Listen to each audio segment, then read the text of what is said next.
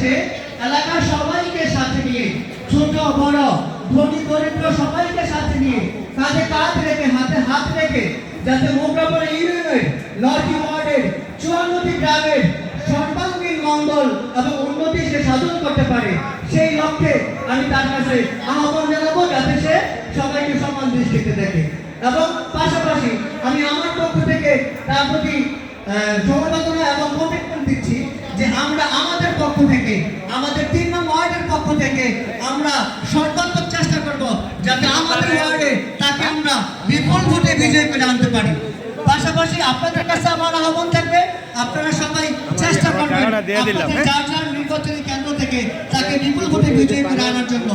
কারণ তার মতো একজন সৎ, যোগ্য এবং ধর্মপ্রাণ লোকের বড় অভাব বর্তমানে। আমাদের ইউনিয়ন পরিষদের চেয়ারম্যানের যোগ্যতার মাপকাঠিতে বর্তমানে সে যথেষ্ট যোগ্যতা সম্পন্ন। এই ব্যাপারে আমাদের সন্দেহের অবকাশ করবো না। আমি আপনাদের কাছে আবার আহ্বান জানাবো, আপনারা সবাই মনে প্রাণে পরিশ্রম করে তাকে বিজয়ী করে আনবেন। সে আশাবাদ ব্যক্ত করে সকলের সুস্বাস্থ্য ও মঙ্গল কামনা করে সম্পূর্ণ বক্তব্য এখানে শেষ করছি। আসসালামু আলাইকুম ওয়া রাহমাতুল্লাহি ওয়া বারাকাতুহু। ধন্যবাদ মামুন মাস্টারকে। এই পর্যায়ে বক্তব্য রাখার জন্য, সংক্ষেপে বক্তব্য রাখার জন্য আহ্বান জানাচ্ছি আমাদের গুরুজন, আমাদের অভিভাবক কাজী মোহাম্মদ বিলাল হোসেন সাহেবকে। কাজী মোহাম্মদ বিলাল হোসেন সাহেবকে সংক্ষেপে 2টি কথা বলার জন্য আহ্বান জানাচ্ছি।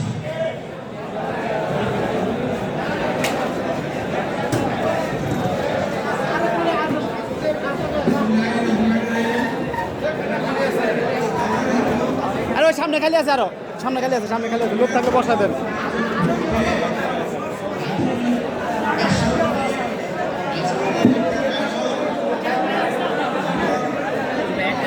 সামনে দাও, সামনে দাও, সামনে দা,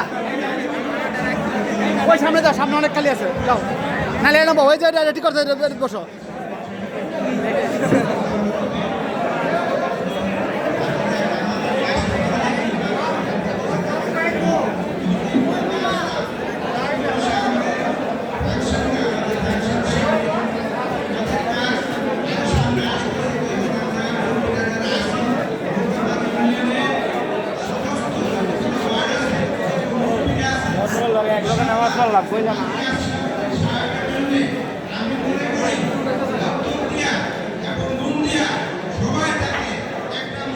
বলছেন না কো ঠিক আছে।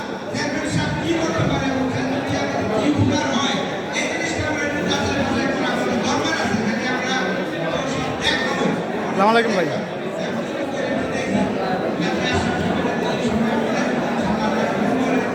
এটা তো সব ঠিক আছে না? এবং প্যাকেট প্যাকেট সব সবার পাই, সবাই পাইছো নি? আচ্ছা, কি আছে না আছে আমরা আগেই দেখছি।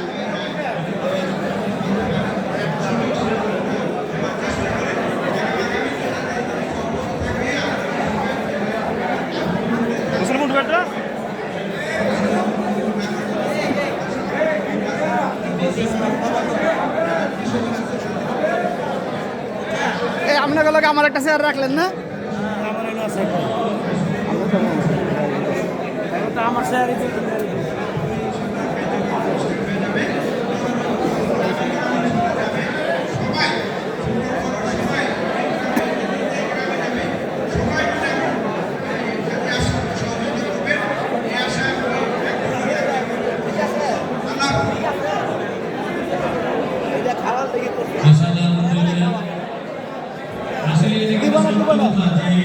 দিব না, ভিডিও বিকাশে দিব।